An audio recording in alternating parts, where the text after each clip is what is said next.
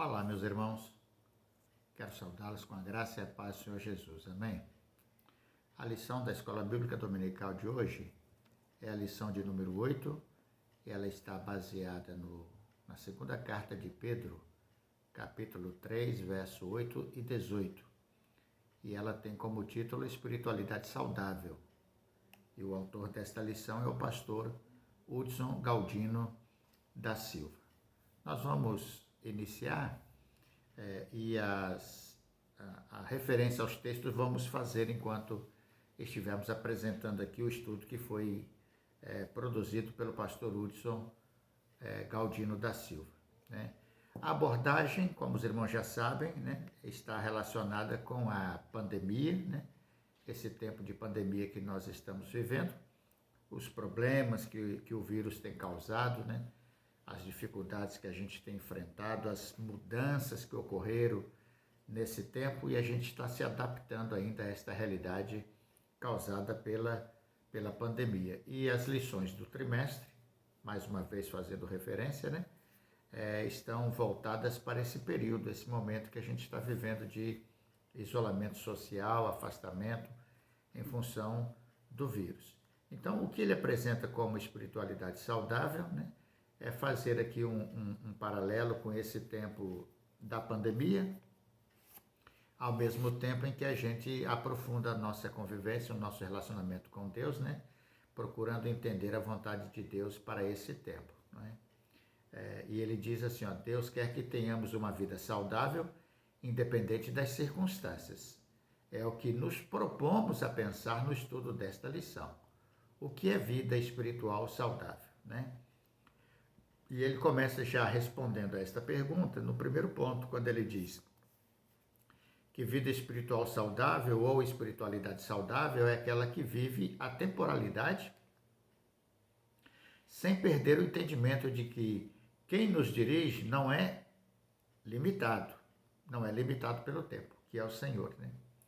Então ele cita aqui o versículo 8, né, do capítulo 3 de 2 Pedro, né? Amados, não ignoreis uma coisa, que um dia para o Senhor é como 1000 anos e 1000 anos como um dia, né? Naquela época, a igreja tinha suas preocupações com relação à volta de Jesus e alguns até desejavam que ele viesse logo, né, por causa da tribulação ou das tribulações que enfrentavam.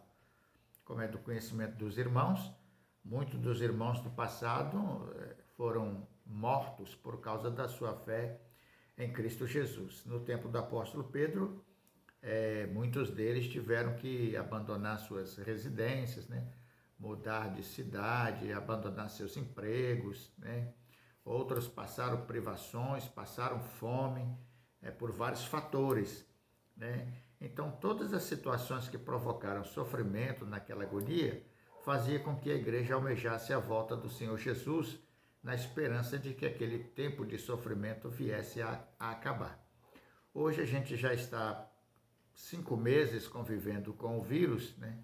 E no coração de todos, no desejo do coração de todos, é que isso acabe o mais rápido possível, né?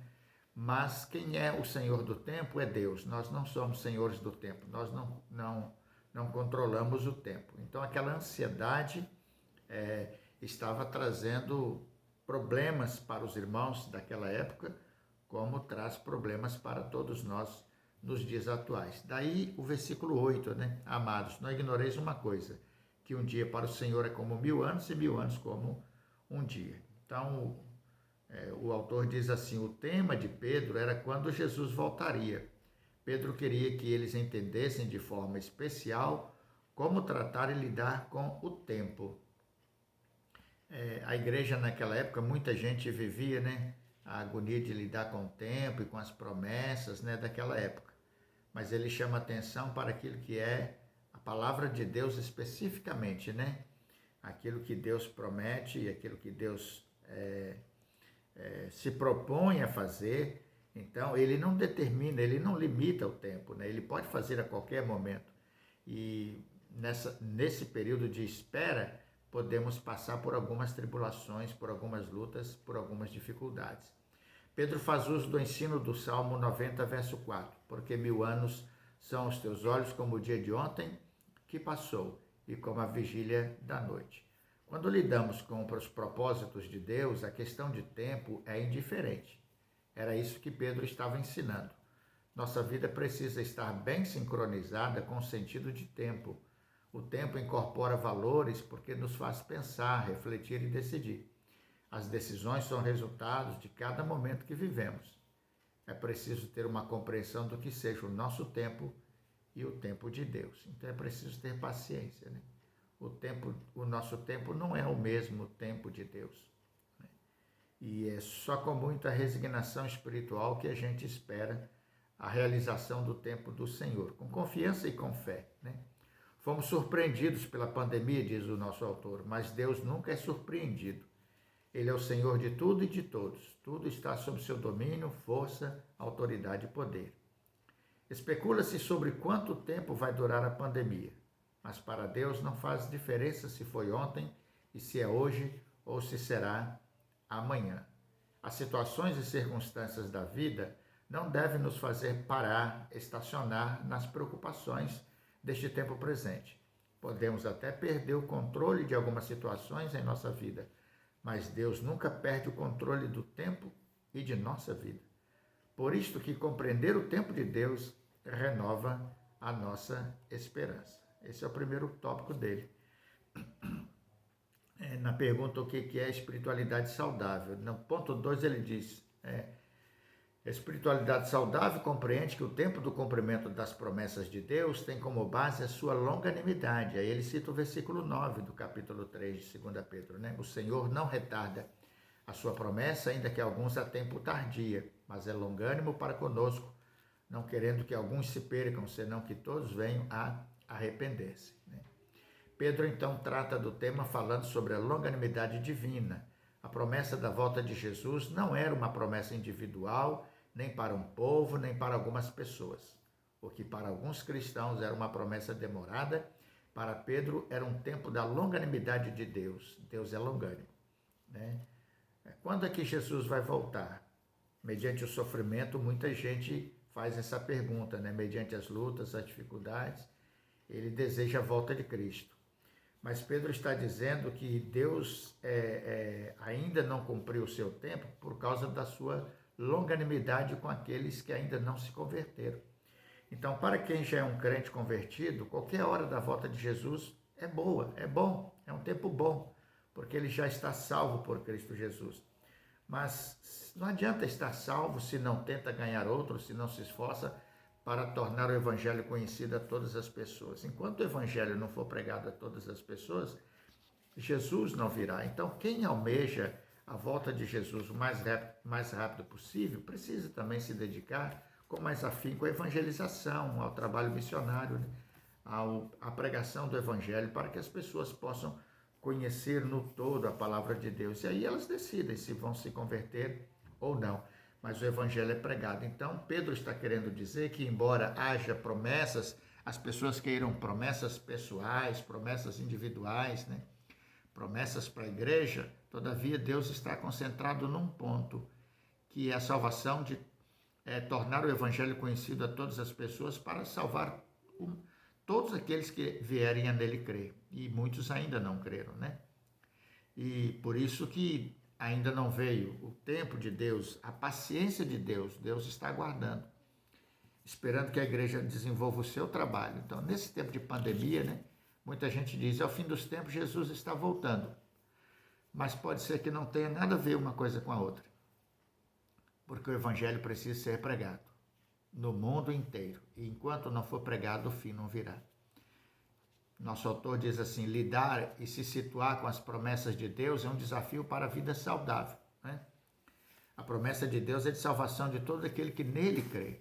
Embora possa haver promessas pessoais, aliás, muitas promessas pessoais que a gente se apega na Bíblia Sagrada já se cumpriram, né?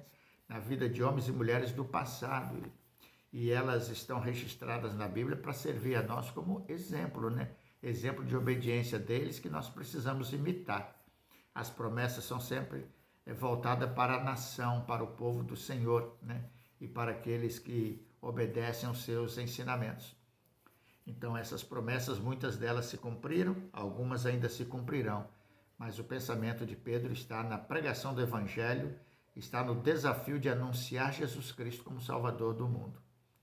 Pedro fala então da volta de Jesus, uma promessa geral. Alguns murmuravam e mudavam de comportamento porque não viu o cumprimento da volta de Jesus, mas a história é conduzida com longanimidade. Nosso Deus estende as oportunidades, estica o seu amor.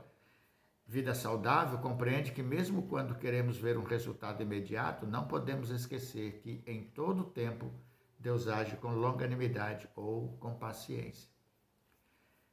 Espiritualidade saudável, ele diz no ponto 3, renova a esperança transcendente sem perder os valores de uma vida aqui e agora. Então ele cita os versos 11 e os versículos 14. Havendo, pois, de perecer todas estas coisas, que pessoas vos convencerem em santo trato e piedade. Por isso, amados, aguardando estas coisas, procurai que deles sejais achados, imaculados e irrepreensíveis em paz. O apóstolo usa algumas palavras para expressar nosso compromisso de vida saudável, né? Santo trato, piedade, imaculados e irrepreensíveis. Santo trato é o procedimento diferente, com retidão e pureza, que o cristão deve viver no meio da sociedade. Piedade significa que não pode haver apatia em nossa vida. A vida do cristão não pode ser uma vida vazia espiritualmente, fria, sem oração, sem evangelização, sem estudo da palavra, sem testemunho. A vida cristã não pode ser assim, né? É isso que ele chama de piedade. O Cristo imaculado que voltaria deveria ser o alvo, o exemplo, o estímulo, a motivação para que o aguardo de sua vinda, os cristãos pudessem representá-lo vivendo com santidade, sem mácula, né? Na expectativa da volta de Cristo, todos os crentes deveriam ter uma vida íntegra, ilibada diante do Senhor, uma vida sem prática do pecado, sem prazer no pecado, uma vida ao serviço de Deus, adorando, louvando e bendizendo o nome do Senhor. Na expectativa da volta de Jesus, é assim que deveria viver o cristão. Isto representava um contexto conflitante. Vivemos o aqui e agora, mas com perspectivas na eternidade. Vivemos num contexto pátrio-terreno, mas sabendo que temos valores eternos. Nós somos cidadãos de dois mundos, né? De dois universos, o terreno e o celestial. Sofremos as sequelas do terreno, temos as nossas limitações e falhas, enfrentamos as lutas, as tribulações, a pandemia com a morte, né, o vírus e tantas outras doenças. E às vezes queremos nos concentrar só nisso, esquecendo que nós também somos cidadãos do reino celestial e precisamos trabalhar muito por esse reino, investir muito por neste reino, porque é onde todos nós passaremos a nossa eternidade. Logo, esse reino celestial, deveria ter mais valor do que o reino material. Como os cristãos deveriam aguardar o momento da volta de Jesus. Precisavam viver dignamente, conforme o chamado do Senhor, com compromisso aqui, mas sabendo que a justiça verdadeira e plena, absoluta, será na eternidade. E aí ele chama atenção para o ponto 4, né? Espiritualidade saudável tem compromisso integral, íntegro e coerente para com as Escrituras, que é o verso 16. Falando disto, como em todas as suas epístolas, entre as quais há pontos difíceis de entender, que os indoutos inconstantes torcem, igualmente as outras Escrituras, para sua própria perdição. Assim como não existe vida saudável sem uma boa alimentação equilibrada e rica em vitaminas e sais minerais, e tudo que o corpo precisa para estar bem ajustado e funcionando devidamente, também a vida espiritual precisa do alimento, que é a palavra de Deus, a Bíblia Sagrada. Então, se não houver um compromisso integral, né, entre íntegro e coerente com as Escrituras Sagradas, né, como é que o cristão vai poder ter uma vida saudável? Né? Como ter uma vida saudável se ele não se alimenta da palavra de Deus, do compromisso espiritual, do testemunho, da fé, da oração, da obediência, da fidelidade a Deus, né? Do guardar os ensinamentos de nosso Senhor e Salvador Jesus. Então ninguém pode ter uma vida espiritual saudável se ele não se submete aos mandamentos da palavra, obediência à palavra, sem o estudo da palavra e a prática dos ensinamentos da palavra de Deus. Pedro, em meio à crise que os cristãos viviam sobre a volta de Jesus, fala também do perigo como alguns lidavam com a palavra. É preciso ter muito cuidado para que a Bíblia não seja usada com exageros emocionais e falácias hermenêuticas. Não é a pandemia que vai interpretar as Escrituras, mas as Escrituras que interpretam nossas experiências de vida, sejam pessoais ou da humanidade. Pedro adverte, portanto, é preciso ter firmeza de fé, não permitindo ser arrastados pelo engano fraudulento. A crise está aí, muita gente está interpretando a crise, muita gente atribuindo coisas espirituais à crise, mas ninguém pode trocar a palavra de Deus, né? A palavra de Deus é que deve explicar a crise, não a crise, a palavra do Senhor. Então precisamos nos firmar muito, muito, muito na palavra do Senhor para vencer esses dias maus e não cair nos enganos tão comuns nesse tempo de crise. Em quinto lugar, a espiritualidade saudável sempre redireciona seu foco de vida e conhecimento na pessoa de Jesus Cristo, ou para a pessoa de Jesus Cristo, né? Que aí é o último versículo do capítulo 3 da lição de hoje. Antes crescei na graça e conhecimento de nosso Senhor e Salvador Jesus Cristo. Para a gente não se deixar levar por engano fraudulento, é preciso crescer no conhecimento de Jesus. E para crescer no conhecimento de Jesus, é preciso estudar a sua palavra, se aprofundar no Evangelho, né? O autor diz assim: Pedro, diante de tantas incertezas dos cristãos e diante do que diziam ser demorado, apresenta a agenda da vida cristã, a agenda do crescimento na graça e no conhecimento de nosso Senhor Jesus Cristo. Pedro está dizendo que aqueles irmãos, ao invés de eles estarem focados na palavra de Deus, eles estavam focados no tempo, né, da volta, né? E para eles estava demorando, como muita gente acha que a volta de Jesus está demorando. E Pedro chama a atenção que não deveria se preocupar com a suposta demora da volta de Jesus, mas sim em conhecer cada vez mais o Senhor Jesus. Conhecê-lo através da sua palavra, crescer na graça e no conhecimento de Cristo Jesus.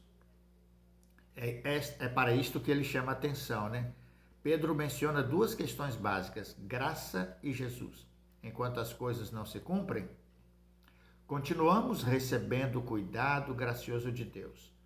Devemos crescer na dependência de Deus, depender cada dia do Senhor, com ou sem pandemia, com fartura ou escassez, não importa. O Senhor disse para Paulo: a minha graça te basta, porque o meu poder se aperfeiçoa na fraqueza. 2 Coríntios 12, verso 9, parte A. Então, para aqueles que vivem angustiados porque acham que a volta de Jesus está demorando, o conselho do apóstolo Pedro é o seguinte: aproveitem o tempo e procurem conhecer melhor o Senhor Jesus. E procurem crescer na graça que lhes foi dada por Cristo Jesus. Todas as lutas e fraquezas e batalhas que vocês enfrentarem, saibam que Deus tem poder sobre vós. Estará convosco e vos abençoará permanentemente. Então cresçam na graça e no conhecimento de Cristo Jesus. E ele encerra a sua lição dizendo 3 coisas aqui como conclusão. Compreenda e viva o tempo de Deus com paciência e fé. Mantenha a calma e a paz em sua casa, vida profissional e pessoal. Deus está no controle.